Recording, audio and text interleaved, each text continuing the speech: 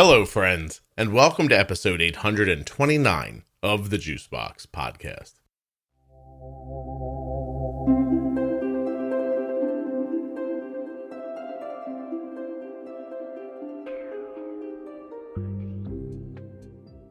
This episode came very, very close to being called U-Turn because of the amazing turnaround that Cassandra made. But then something happened at the end, and now it's called Chinese Hamster Ovaries. So, what do you think of that? While you're trying to figure out why that could be, please remember that nothing you hear on the Juicebox Podcast should be considered advice, medical or otherwise. Always consult a physician before making any changes to your healthcare plan or becoming bold with insulin. Are you the caregiver of someone with type 1 or a type 1 yourself? Please head to t1dexchange.org/juicebox and fill out the survey. When you do, you'll help move diabetes research forward. You'll support the Juicebox Podcast, and you may just help yourself. You'll find out more about why that could be at t1dexchange.org/juicebox.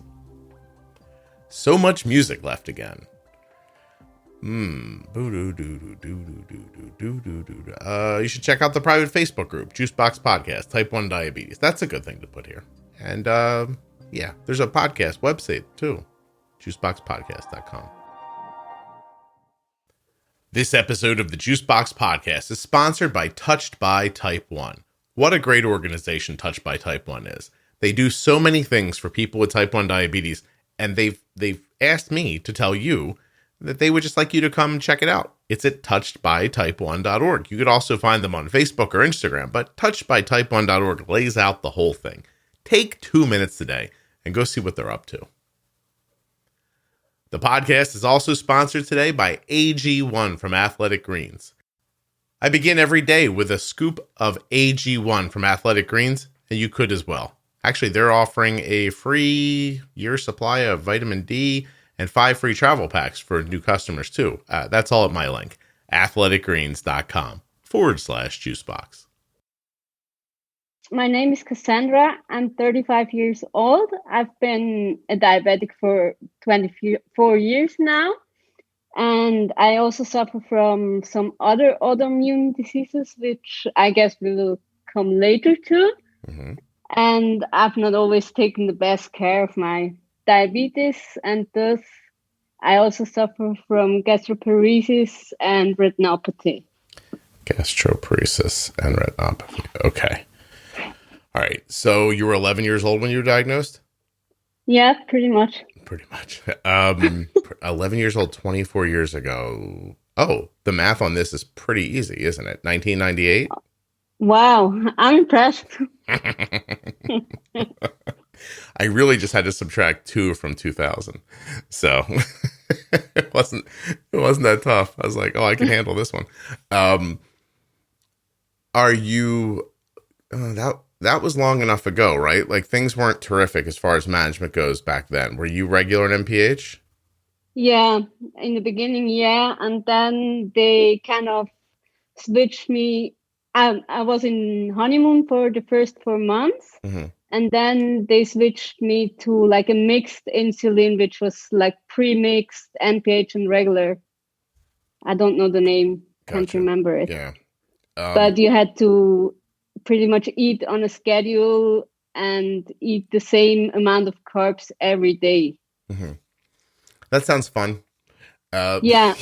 And my mother was on it, and we had to take like the scale everywhere. And then after a year, the endo was like, you could go on a pump. And my mother was like fully against it and was like, no. And I was like, yes, I want to do that, because I knew she had no clue about technology and I could gain like a little bit of independence back. Oh, you saw the pump as a way to distance her from the management. Yeah. I see. Yeah, because she was controlling me. I couldn't have any kind of sugar. And she really micromanaged me. And I was like, I want to get away from her. Mm. Cassandra, did that lead to any kind of rebellion or eating disorders or anything? Not eating disorders, but rebellion. and it lasted for like a very long time, pretty much into my mid-20s. Oh, okay. Where I just sneaked food, ignored diabetes, and just pretended it didn't exist So, because I was so traumatized by her behavior of micromanaging me that I just pretended diabetes doesn't exist. as an adult, have you had an opportunity to speak to her about it? Yeah, and she still thinks if I would have adhered to her rules and like the carb counting and just do exercise a lot, I wouldn't need to inject insulin to this day. She just fully doesn't get the concept of a honeymoon. Okay. Hey, is this a cultural thing? No, No, it's not. It's not some no, no, like no, belief that she grew up around or something like that. Okay. no. Um, It's just she thinks she's superhero, pretty much. I'm trying to pick through who you are, Cassandra, because your name and your accent don't go together. Yeah. So I'm from Switzerland. No kidding. Okay. Yeah. That's excellent. Yeah, but my parents saw a TV show with a girl named Cassandra, and they named me after her. I see. I see. Hey, that part of the world, type 1 pretty prevalent? No. No, you So didn't know a lot of in people? no one in real life. Okay. I mean, I made friends now since I'm looping, and I'm pretty active in the community here locally. But before that, I knew nobody. I see.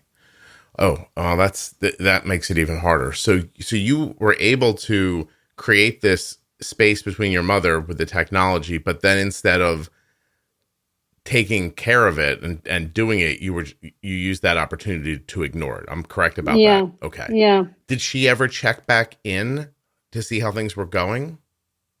Yeah. I mean, she asks how my blood sugar is, and I was always like, yeah, great, it's like 100 or 110. And my A1Cs came back like in the 10s and 12s, and of course they knew something is wrong, but they also somehow gave up. No one called you out. No one said No. your A1Cs don't match the blood sugars you're telling us about. Yeah, well, they checked my glucose meter, and they knew it's not matching up, and there are high numbers in it, and it's not what's written in the logbook. But that was about the extent of it. So you weren't a great liar. Just the cops that were chasing you weren't good cops either. Yeah, pretty much. I see. Okay. That's like a Benny Hill sketch. So, well, there's a reference, Cassandra, no one's going to get, but we'll just leave it there anyway. So you say this went on until your mid-20s, so maybe 15 years? Yeah, probably. Wow. And A1C is 11, 12 that whole time? Yeah. And then, I mean, maybe early 20s, the gastroparesis started. That fast. Okay. I had like just pain in my gut, and they tried to research it and check it, and they just came back, well, there's nothing wrong with you, so it must be gastroparesis. Mm-hmm. And they just put me on meds, and that was about it. Did you notice slow digestion when you were using insulin, or were you not even using insulin well enough to know? No, I mean, I used my Lantus maybe once a day. And if I did that, I cared a lot. So I was really ignoring it. I got you. You're not bolusing for meals? I never covered meals. Maybe if I recognized that I'm super high, I corrected with Novolog, but not like on a regular schedule. Recognize that you were high, like got cloudy and foggy and tired and thought... And tired and thirsty and, yeah. Heading towards DKA, you realized you could feel it. But you wouldn't pick up a meter and look otherwise? Sometimes I didn't pick up a meter for like 3 months. Okay. Cassandra, can I ask you I was going to ask if I could ask you a personal question, but this whole thing's a personal question, so I guess I'm okay. Were you punishing your mom quietly? I'm not sure, but yeah, probably. Yeah. So it really had an effect on you, what happened to you Yeah. when you were young. Yeah. Did she control your food more than I'm imagining? Like, Well, she said, yeah, I mean, I was supposed to eat 6 meals a day. And it was like, for lunch, here you have pasta and eat this. No matter if you're hungry, no matter if you had enough, just eat this. mm-hmm. That was And it. also, I had to have some kind of protein or fat, like a yogurt, before I go to bed. And it wasn't the question if I wanted or if I'm up to, I just had to. And it's not like you were testing to see if you needed these things. She was just following like some strict The plan. instructions. The instructions. Yeah. So the original instructions. So 24-year-old original diabetes instructions, your mom never deviated from. She just thought this is it every day, rest of your life. Yeah. Yeah. Well, your reaction is, I'm going to make a weird comparison, but when we were teenagers, if we wanted to try to like find girls that were friendly, does that make sense, Cassandra? Yeah. We would go to the Catholic schoolgirls because they were more rebellious. So they were looking to run. The public school girls were like, "Oh, I'm allowed to have sex if I want to, and I don't want to." But the people who were being told no, don't do a thing, they were the people who pushed back against it the most. Yeah, of course. I guess it's a normal reaction. Just human. Yeah. It's interesting. But why do people not see that when it's their turn to make a decision for another person? You know what I mean? Like your mom was a grown person. Somebody must have done something like that to her as she grew up. For me, I thought, well, let me figure out how this insulin works, because the last thing I want to do is micromanage food in a way that might give my young child weird feelings about food, or make her feel rebellious like this, make her want to run in the other direction. It just seemed like common sense to me not to do that. But this is really something else. So, okay, so you're in your early 20s. Can you explain the gut pain that you talked about? What was it like? I can't really remember, but it was really intense. I was admitted to the hospital several times because I was bloated, and it was just cramps, intense pain. Full of food is what you were, right? Yeah. So what do they do for you once they say, we think this is gastroparesis? Yeah, they just give you like some medications for the nausea, and so that the digestion is sped up. But those medications don't work very long, and there are still to this day no medication like cleared through the FDA or something for gastroparesis. Right. And that's the struggle for all the people with gastroparesis, that meds work for a set amount of time, which is usually like 6 months, a year if you're lucky, and then you have to change over again to something else. And these medications need to be taken at the time you eat, or once a day, or how does that work? Yeah, most of them with a meal. Isn't it ironic, Cassandra, the thing you were trying to avoid, which was doing something on a schedule, became the thing you had to do? Yeah. Well, it's crazy. I'm sorry. Yeah. But the kind of funny thing is, all the pain went like away over the years. So I guess my nerves are so damaged, I don't have pain anymore. But I still have the gastroparesis. Right. And I basically only know it because I'm very tight controlled now. Mm-hmm. And I see that my Dexcom goes up like not instantly after a meal, but later. Yeah. So you see the delayed emptying, the delayed digestion, and then it hits. So how far after a meal do you have to bolus? Do you wait till because if did you tell me? Oh, no, I still pre-bolus. Because you have a 4-8, did you say? Yeah. Are you eating a low carb lifestyle now? No, No. not at all. Look at you. What I do is I do intermittent fasting Mm-hmm. but it's not really like a diet choice. It comes just more natural because I only want to eat once a day. Okay. What's your window? Like from 12 to like from noon to 8 p.m. Okay. But you eat one meal in that time? Yeah, most of the time it's dinner. And I mean, sometimes a little snack like nuts or something in the afternoon. You have any trouble drinking things, or that liquids are okay? No, liquids are totally okay. Okay. What I'm sorry. And also I had like a small surgery beginning of the year Mm-hmm. for the gastroparesis.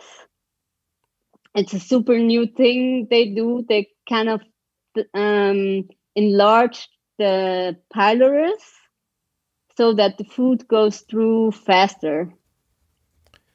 They made your pipe bigger? Yeah. Yeah. Basically. Did it help? It helped a ton. No kidding. It was really amazing to kind of see the change also on the Dexcom graphs, that food is getting absorbed faster. And also if I have like a low, I can drink a Coke and it's working within 5 to 10 minutes. Yeah, that's the one. And I mean, people that wasn't the case beforehand. Right. People don't think about that. Like when your body's not absorbing and digesting, it's also hard to stop a low blood sugar. It is. Yeah. How did you? Not how. When? When did you decide to pay attention to your insulin? It was actually really funny. Maybe like 3 years ago, or no, let's start a bit earlier. In my mid-20s, I decided I want to take better care of me. Mm-hmm. And I tried really hard, and my A1C maybe came down to 7, and my endo was like, yeah, that's great.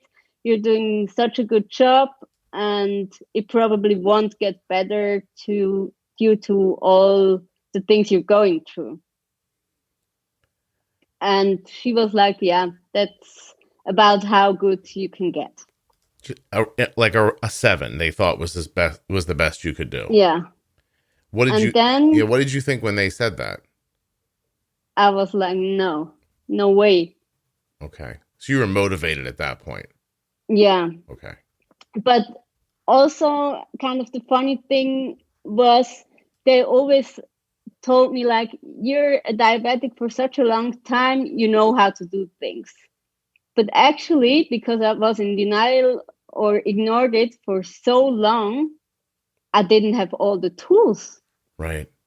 You were pretty much newly diagnosed as far as your understanding went. Yeah. Yeah. Were you able, so did you recognize that? No, not for a very, very long time. And then my endo came up with the super duper Medtronic 640G. And she was like, you could try that one. And I was like, a tubed pump, maybe not. But I was so desperate at that point that I was like, yeah, maybe I will give it a try. And then I started researching. Okay. And I found out that, and I knew about do-it-yourself looping, but I knew it only works like with the old Medtronic pumps. I remember that time. And then I found the website again and found out that only like 3 months ago, they found out how to make it work with Omnipod. Right. And then I wrote my endo an email and said, thanks for the Medtronic. I'm not going to take that.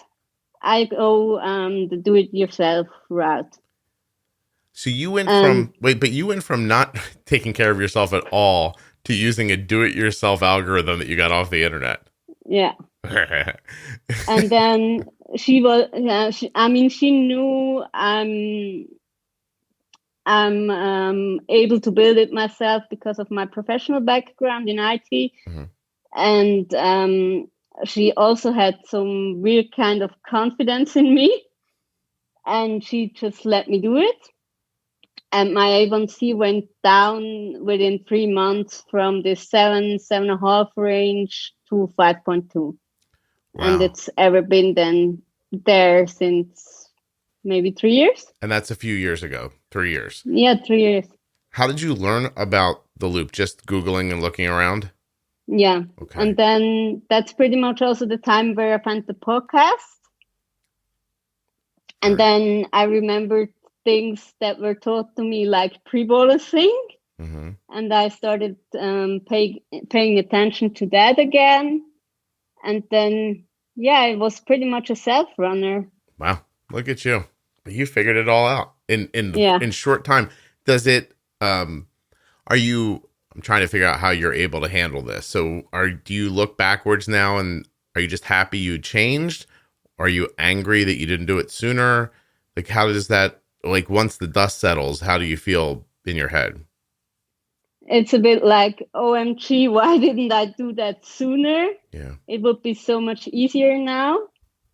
But I'm also just like very happy to see how I feel day by day, that I feel so much better.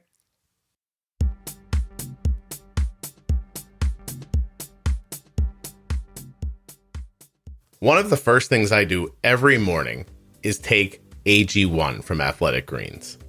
You could do this as well. You could build a foundation for better health with AG1.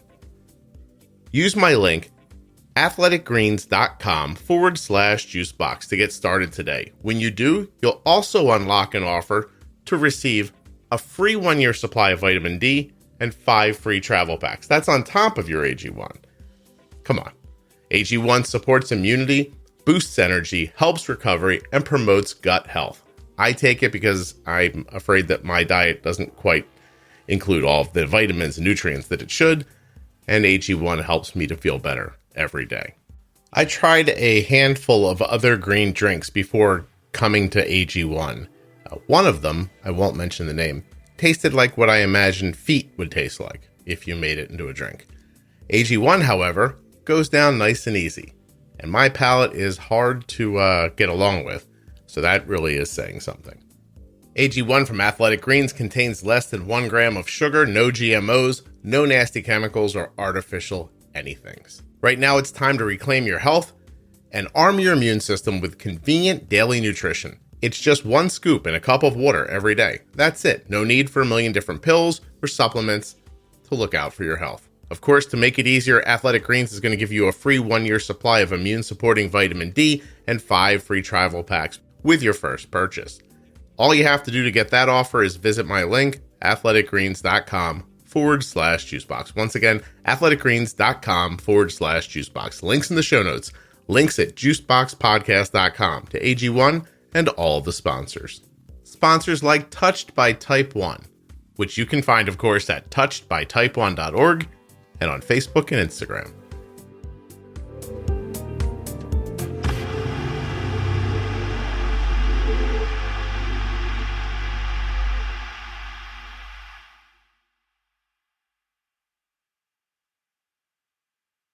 That I feel so much better.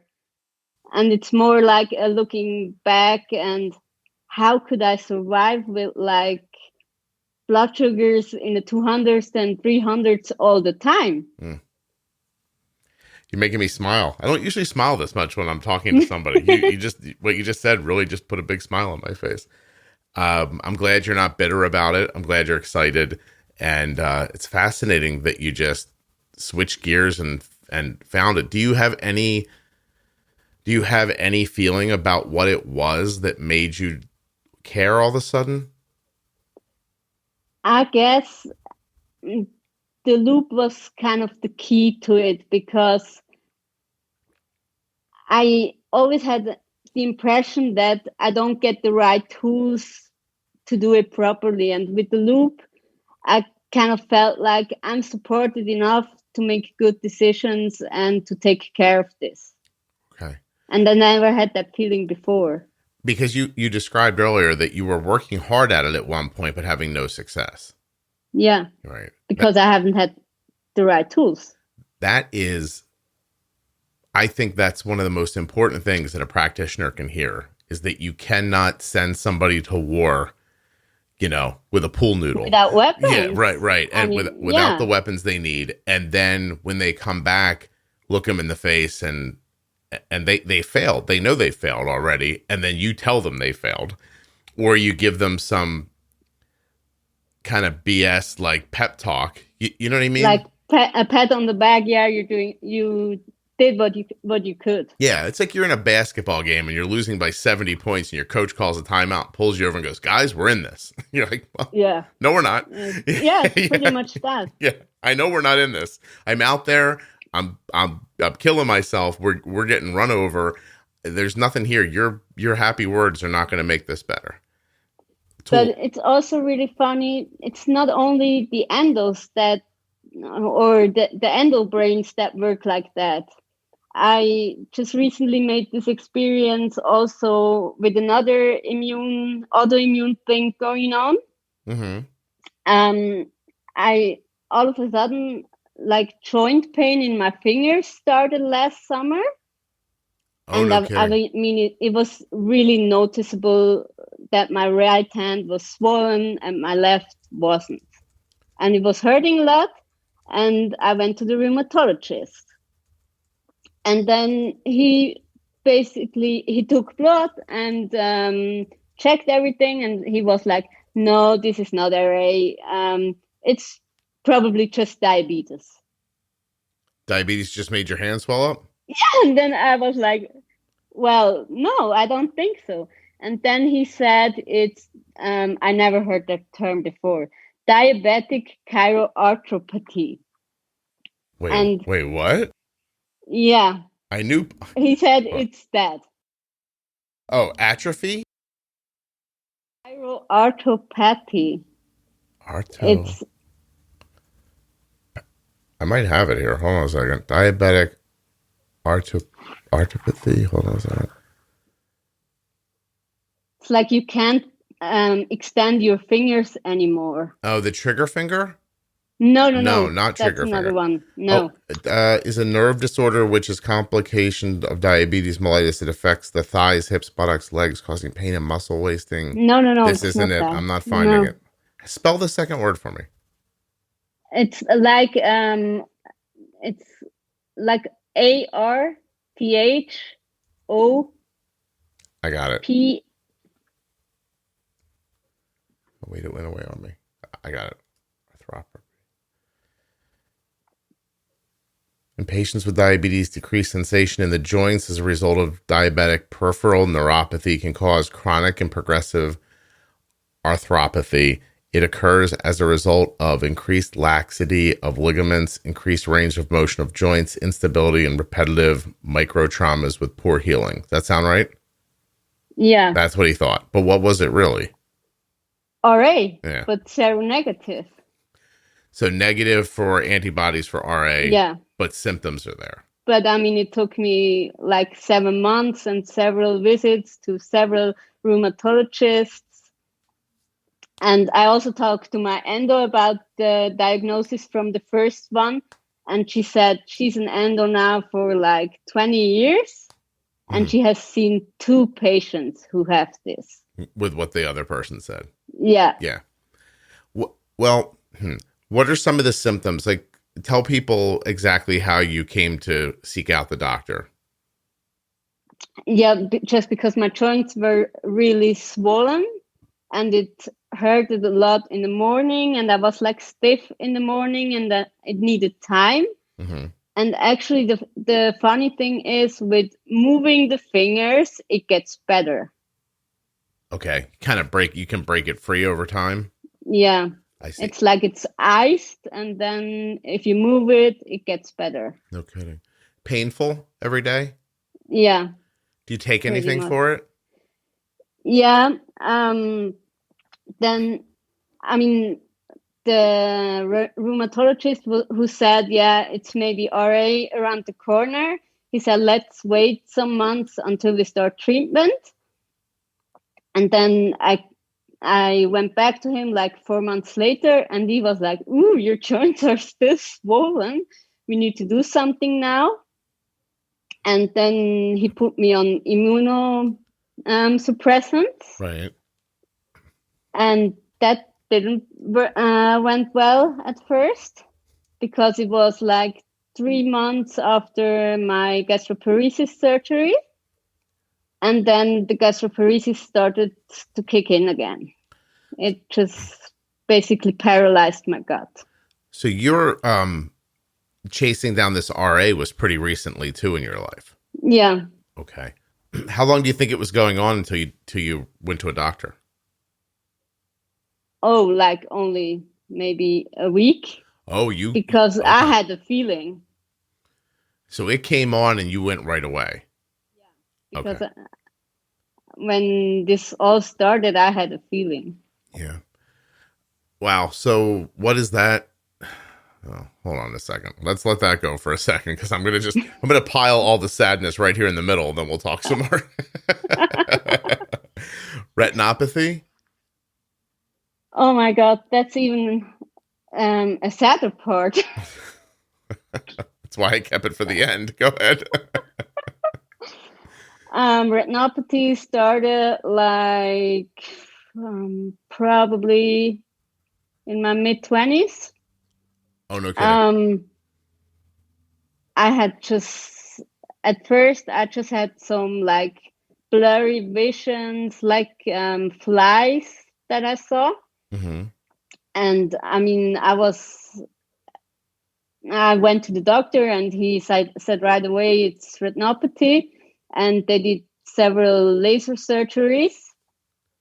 And then at one point it got that bad that we were in a restaurant and paid and left. And in that very moment where we left the restaurant, I couldn't see anything. My vision was gone. No kidding.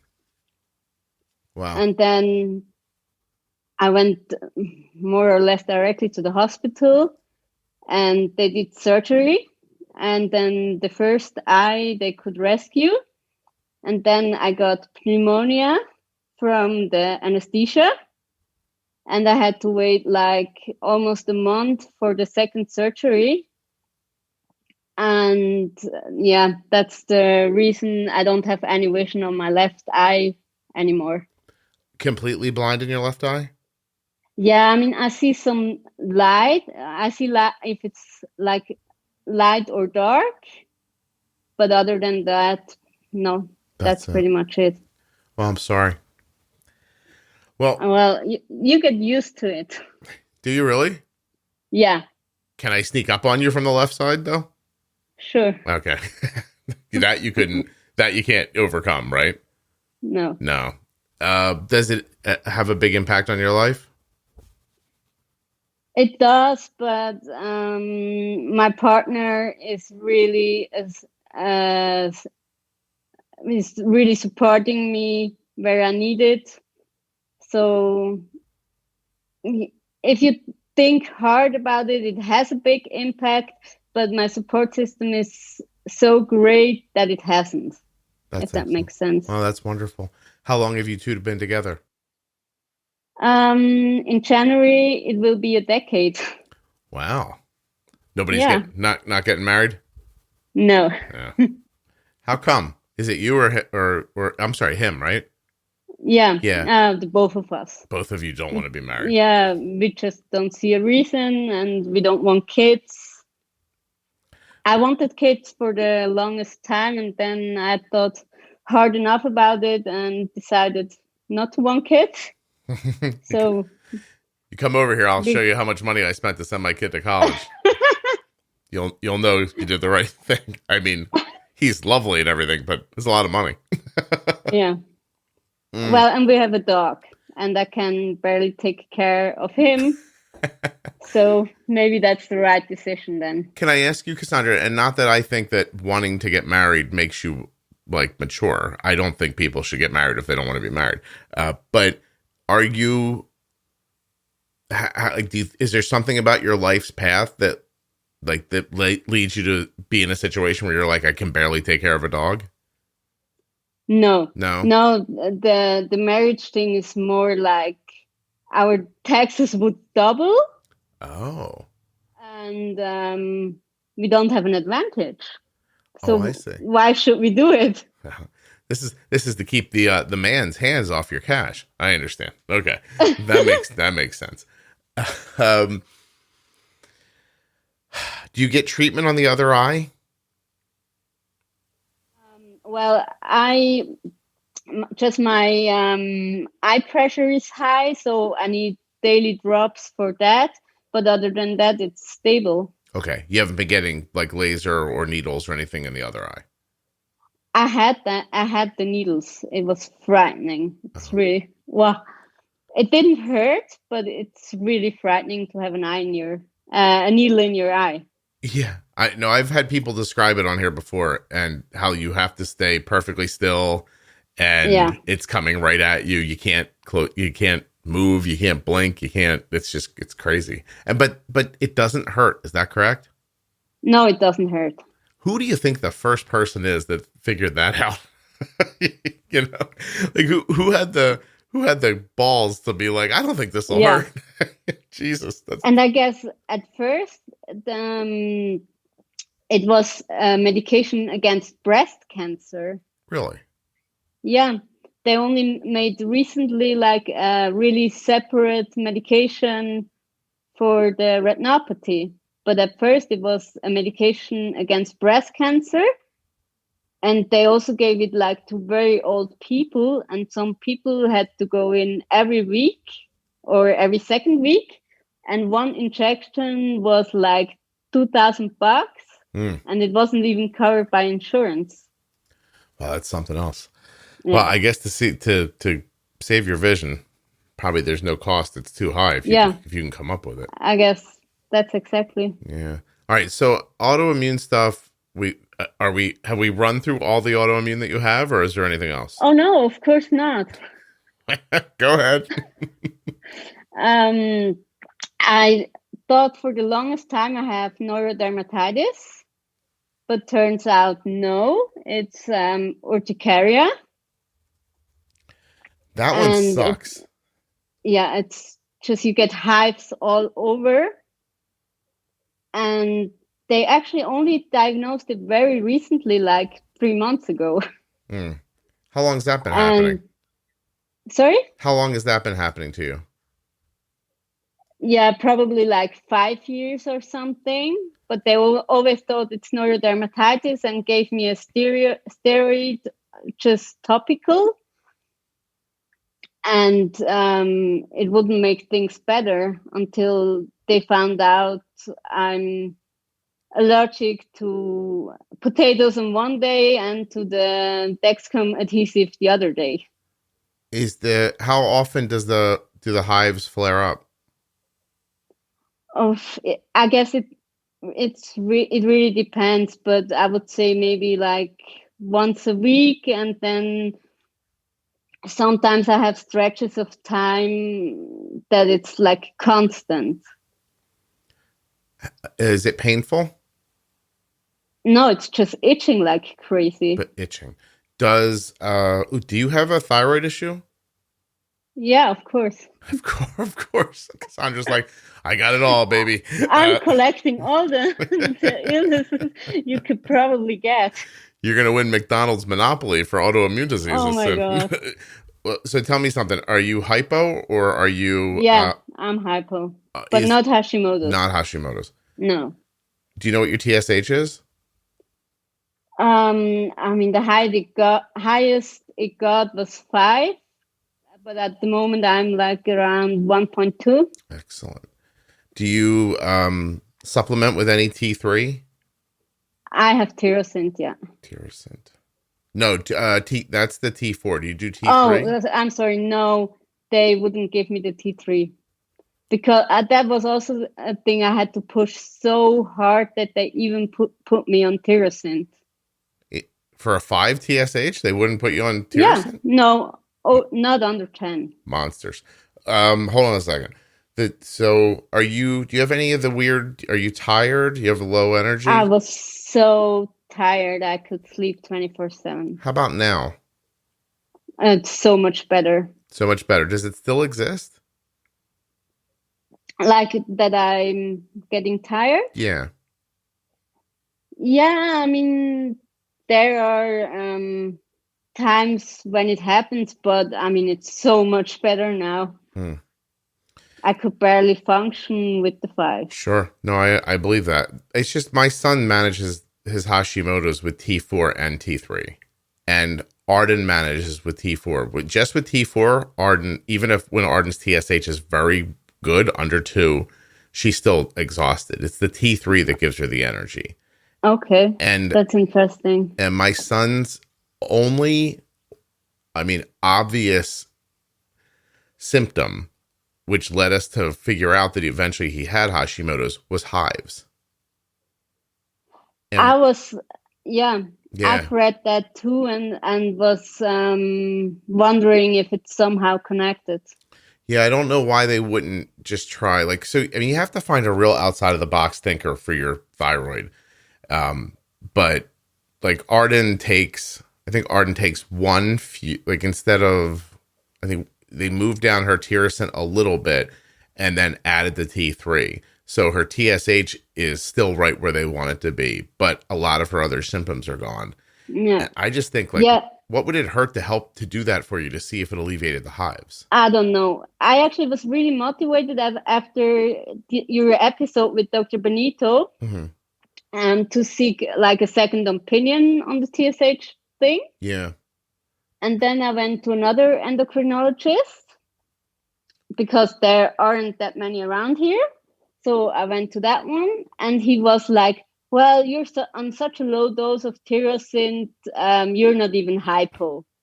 That won't explain that you feel better. Yeah, that's just people looking at numbers and talking. Crazy. What's your dose? Back then my dose was 25, and I'm now on 38. Okay. How much do you weigh? Oh, wait, I've calculated 125. Oh, it's a lower dose, but still, a TSH of 5. If anyone's listening, if your TSH is 5, do not let somebody tell you you're in range. If you have symptoms of hypothyroidism or Hashimoto's, find a doctor that will give you medication. Those symptoms will be helped by that. There's too many doctors with thyroid that treat the in range, I'm making air quotes, as the letter of the law. It's almost like diabetes, where they tell you 15 carbs, 15 minutes. You're like, but my blood sugar is always 300. They're like, 15 carbs, 15 minutes. Those are the rules. Sometimes you just have to treat the symptoms and not what's written down somewhere. So yeah, I don't know. It's tough because you have a limited amount of doctors to go to. Yeah. You should find a friend who's on T3. You know what I'm saying? And grab a couple of them. Because the funny thing about T3 is it works so quickly that you will know very quickly if it's having an impact. Oh, really? Yeah, which is if you, in your situation with a well-managed TSH, you're already getting T4. If someone added a Cytomil or even an Armour thyroid as a supplement to that, you would know. We don't even have Armour here. Yeah, you would know inside of 4, 5, 6 days. You might feel more energy, or you might see. It sucks to think that somebody wouldn't give you a pill, Cytomil as an example, for a couple of weeks to see if your hives go away. It's not gonna hurt you. They'll just take down. What they would probably do is remove one of your tyrosine pills a week. You take it 6 days a week, and then you would take the T3 at the right level 7 days a week and see if it had an impact. And if it did, then great. And if it didn't, then you stop taking it. It's not like it's going to make your head fall off. You know what I mean? Plus, Cassandra. Yeah, but they act like it would. I know. Plus, Cassandra, you're kind of tough. You know what I mean? I'm pushing them, yeah. Yeah. But Well, no, I don't mean I mean like physically. Like you've got like a wheelbarrow full of problems, and you're just like on here lighthearted and talking about it. And I mean, you could handle a little bit of like trial and error for some other stuff, you know?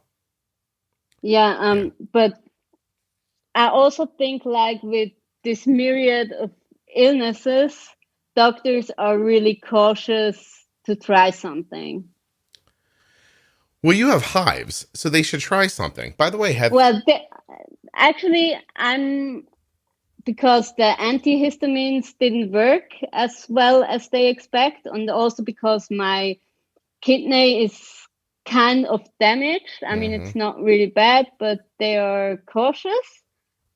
They said they put me on Xolair, which is a biological.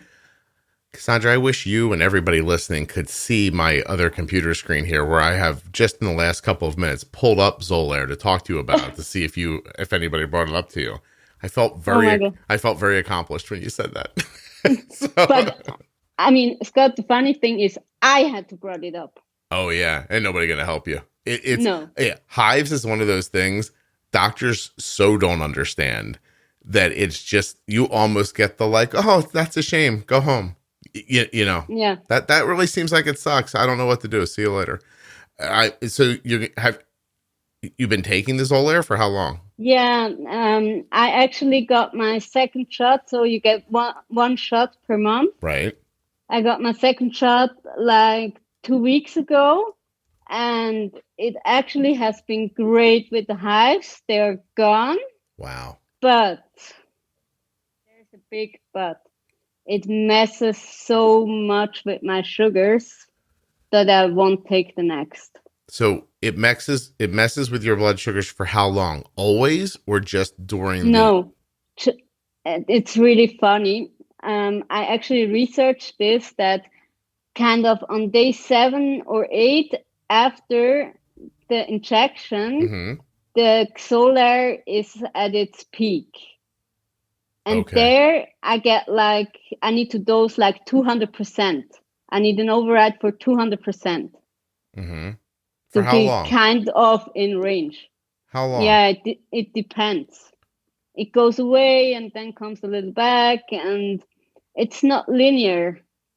It's not like with steroid where you have like a clear curve. Hours, days? Days. Are you really thinking about not doing it anymore? My plan is kind of get off of it for 1 month, see if the hives come back, see if the blood sugar thing goes away, and decide then with the data I have.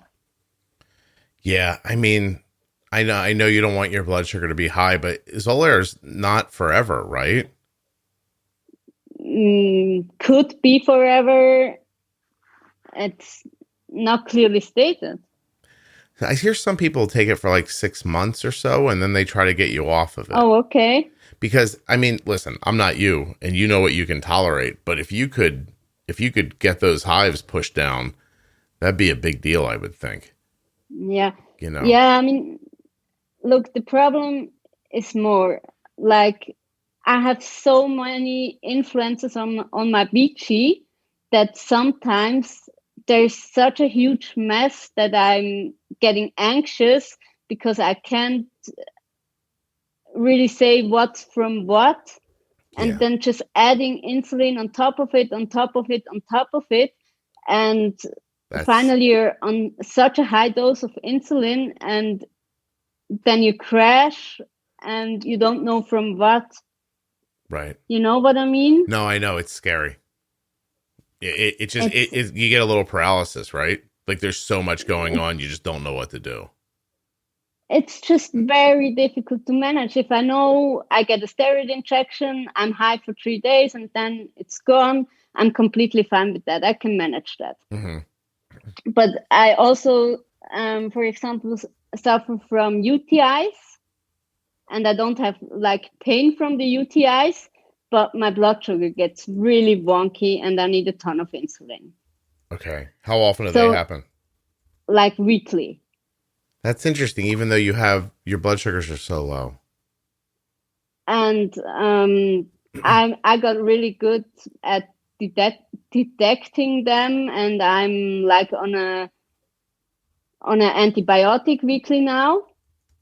But I mean, it's just so much going on that how should I manage this? And then if one thing falls away, it's such a huge amount of insulin that probably I'm going into the 40s during night. Mm-hmm. And I'm just not really up for that. No, I understand. I can't listen. I can't blame you, and it's up to you, right? What you're willing to deal with. Like, it sounds to me like the more stable blood sugars are more meaningful to you and more comforting than the removal of the hives. Is that right? Or yeah, kind of, because I don't know how I will decide in the end, but I just want to see what it does if I just leave out the month. Yeah. And I mean, if the hives come back, I probably will end up doing the Xolair again. Mm-hmm. Yeah, well, they're terrible. But just having kind of the clarity to see where does it come from, is it really that influences it, just to have clarity. Well, you would think that with all this going on, a doctor would be willing to try, like, remanaging your thyroid to see if it impacted the hives. Because I'm telling you, my son got them terribly. And he we got him on to Tirosint, and then they added the T3, got his TSH way down. He's fine now, and the hives have never come back. And it took a lot of research for us to figure that out, that there was a connection there, because it's not common for someone to get hives, but it does occur. I'm sorry, I have to clear my throat. No problem. I had to dig through NIH articles to find a connection between hives and Hashimoto's, which we did not know he had at the time. At the time, they were treating him just like they treated you. Like, here's a steroid, or all that crap, right? And none of that obviously had any effect on him. And we just kept saying, like, well, what about this? What about this? And finally, I got somebody to test his TSH, and we caught a real high number. And he was, I think, in some sort of his thyroid was like fluxing around, because we caught like this number, I think in the 6s or the 7s, and then all of a sudden it dropped again, because they were now taking his blood pretty consistently. And Dr. Pinito was like, it doesn't matter, like, we're putting him on the medication. Put him on, and it took 6 weeks for it to get him straight, but it was. So I've said it on the podcast before, but if he heated up, got excited, somebody scared him, like his adrenaline popped up, if he tried to lift weights or exercise, no matter what he did, he'd break out from his neck to his waist.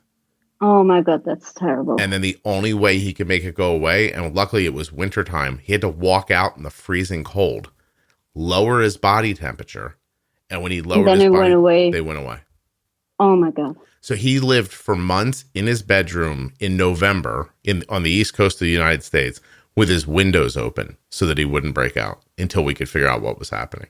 Oh my God, that's so terrible. Yeah, we basically took him, he's a college age kid, we basically put him in a refrigerator so that he wouldn't, and kept him still. And he's a baseball player and an athlete, and he got heavy, like, you know, plus they gave him the steroids. He got out, he got that medication, went right back into the gym, like whipped himself back into shape again. And it was a tough time for him. And he only had that happening. And I'm listening to all the things you have going on. And then it leads me very naturally to my next question. Like, do you see a therapist? Yeah. Are they with you constantly? Like, I'd be like, listen, why don't you live with us? But is that helpful at all?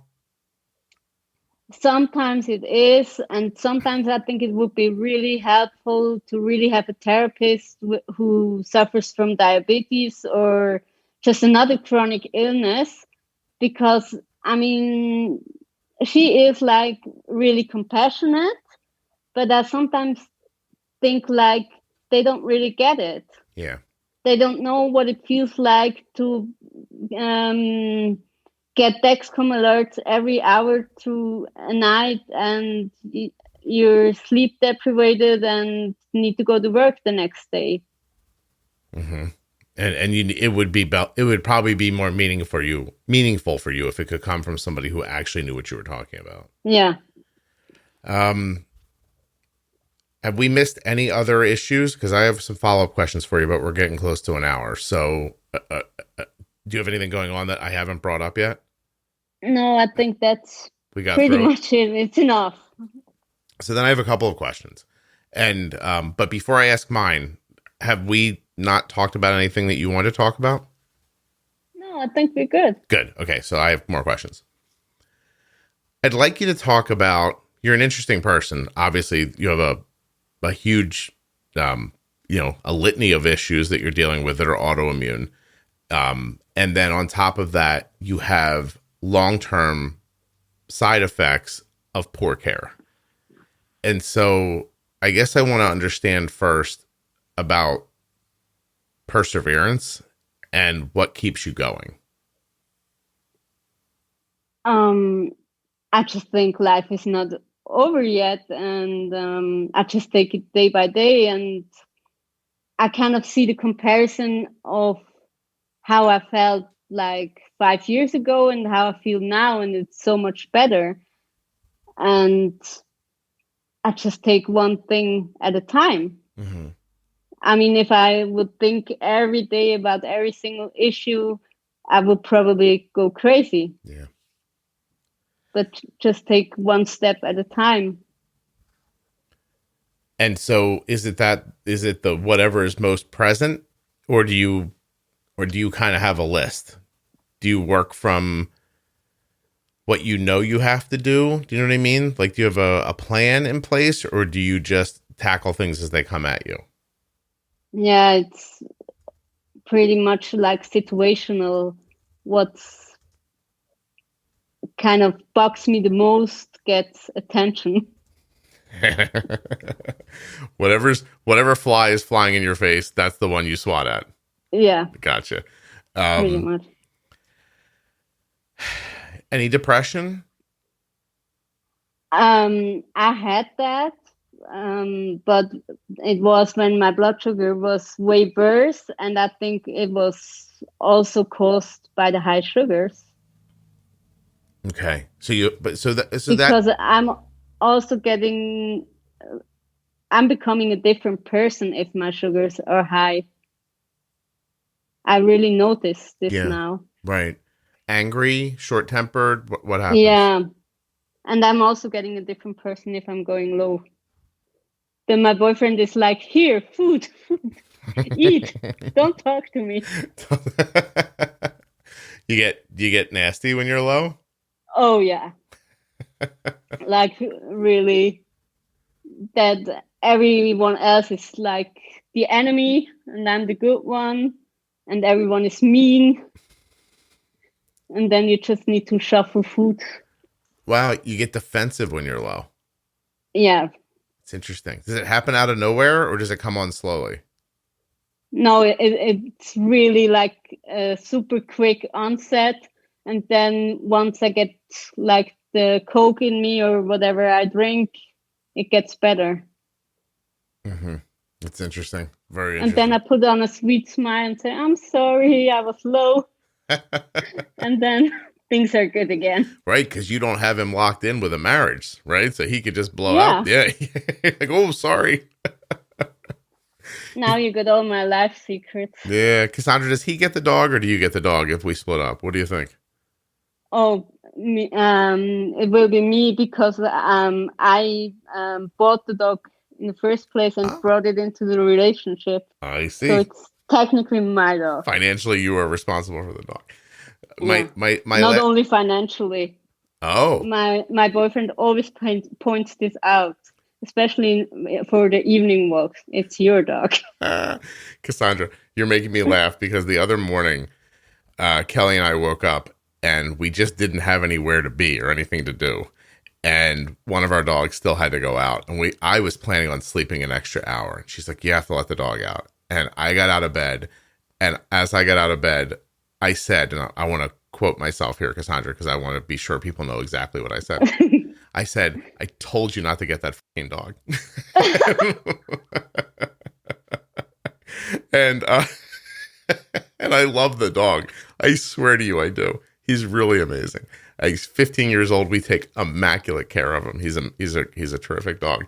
But in that moment, all I could think was, I warned against this, and no one listened to me. 15 years ago, I knew that one day this was going to happen to me, and here we are. And it's not just one time, obviously, but that's hilarious. They're a responsibility.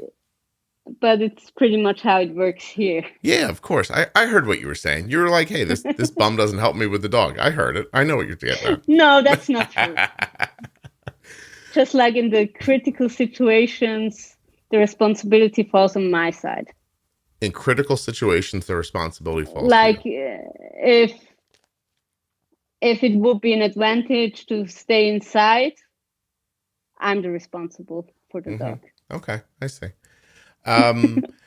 My last question for you is not fair because you haven't had time to think of it, or maybe you have. Maybe this is something you've thought about a million times, and this is why I'm asking you. Knowing that a lot of people with diabetes are going to hear this, if I give you a forum to talk to them about their care, can you articulate to them why it's so important? I mean, not that your story doesn't, but how, just managing your blood sugars and keeping spikes away and keeping away scary lows. And I mean, I guess I'm asking you to tell them like what a difference it would have maybe likely made in your life. Yeah, that's a good question. I guess it goes pretty much into the philosophy of your podcast, because if once your settings are dialed in and you have a stable basal rate and good nights and you pre-bolus, it's really not that much of an effort once it's dialed in. But you just have to make this leap and make the effort to dial everything in. And then, but on a day-to-day basis, it's not that much of an effort to adapt a carb ratio or an ISF. It really isn't. Yeah, it's settings, pre-bolusing, understanding the different impacts of your meals, addressing high blood sugars without waiting too long. It's pretty much it, right? Yeah. Yeah. Yeah, I joke with people all the time, like somehow the podcast has 700 episodes, but it could be 12 minutes long. You know what I mean? Like it wouldn't answer all your questions, but if I said exactly what I needed to say very succinctly, that's what I would tell you. Yeah, for the technical part, you're right. Yeah. But I really enjoy also the stories of the people and the community. Oh, me too. And even if I think like, a type 2 podcast, what will I get from it? It's still very interesting to hear the stories, and I always learn something. I'm glad. I do too. I learn something every day. I record way more than you guys probably think I do. And it's every day of my life, I talk to somebody who's either found their way through something, searching for something, they're lost, and you can kind of try to help them, or they figured something out and you can help them share it with somebody else. I have the best job. I really do. And I'm really glad that you enjoy it like that. I'm looking here. What? I'm looking at this link. I've been wondering all day if Xolair could help with rheumatoid arthritis. No, it has no impact on it? I don't think so, because it's not an immunosuppressant per se. Okay. Listen, that was like literally I know nothing, but I just kept wondering. I found this one thing. But do you want to know a fun fact about Xolair and the other drug for the air I take? They are both made from Chinese hamster ovaries. Whoa. Stop a second. Are you trying to name the pod? Are you trying to name your episode? Hold on a second. Xolair Chinese hamster ovaries. All right. Well, this is going to be a Google for the ages. You think I must be the first person that Googled this. Hold on a second.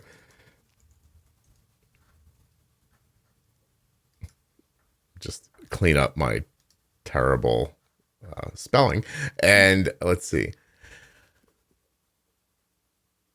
Xolair Chinese hamster ovarian cells, a recombinant monoclonal antibody that's okay. Xolair is a recombinant humanized monoclonal antibody. There's words we all know now since COVID that selectively binds to a human IgE used to reduce allergic reactions. Actually, the Xolair, which is the brand name, let's see, is manufactured by recombinant DNA technology in a Chinese hamster ovary cell. It's made of them or it's made in them? I'm not quite sure. From what I read, I understood that they kind of took cells from a Chinese hamster and they ever since duplicated it somehow. Xolair is produced by a Chinese hamster ovary cell suspension culture in a nutrient medium containing the antibiotic gentamicin. God, do you ever read stuff like this, Cassandra, and think, who figures this out? I am not helping society at all. like I could, in a million, if you gave me 1,000,000 years and said, hey, these hamsters right here could help people with like asthma and like, other, kind of allergic reaction kind of stuff. Go figure it out. I'd be like, listen, tell those people they're screwed. Okay. Cause I am never going to figure this out. That's insane. Yeah. It really is. And I hate to say that, but you really did just name your episode Chinese Hamster Ovaries. I'm happy with that. You're going to have to be, because it's what it's going to be called, Cassandra. Wow, that's really crazy. Well, good for smart people. That's wonderful. Who the hell? And Chinese hamsters are the little they look cute. Yeah, they're like are they the little fat ones? I'm trying to, or no, are they the little, I can't remember. I haven't worked, I worked in a pet shop as a child. Oh, did you? I did, from the time I was 13 till I was 16. Oh wow, okay. They almost look like gerbils a little bit. But not. May I say, if you're buying a pet, the Chinese dwarf hamster is incredibly cute. I mean, it's got rodent eyes, but it's got a funny, like, interesting, fun face. But regular Chinese hamsters, I would describe them as looking almost like lean gerbils. But I actually always wanted to become a unicorn, but maybe now it's just a Chinese hamster. Maybe you're just going to become a Chinese hamster. I don't know. Do you ever, after the Xolair, are you ever inclined to chew on wood? Sorry, what's that? Are you ever inclined to chew on wood after you get the Xolair? No, I don't think so. No, you want to? You never want to pee in some hay or anything like that afterwards? Nothing. No, not yet. Not yet. Wow, that's I insane. will send you a note if it happens. Well, yeah, if you find yourself starting to pile up bedding in the corner and peeing in it, please do let me know. I would love to add that to the episode.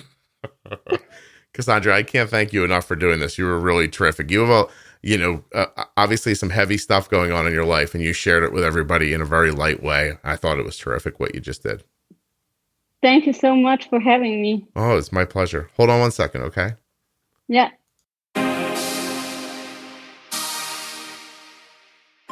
I want to thank Cassandra for coming on the show and sharing her story. I also want to thank Touched by Type 1. Of course, you can find them at touchedbytype1.org and also on Facebook and Instagram.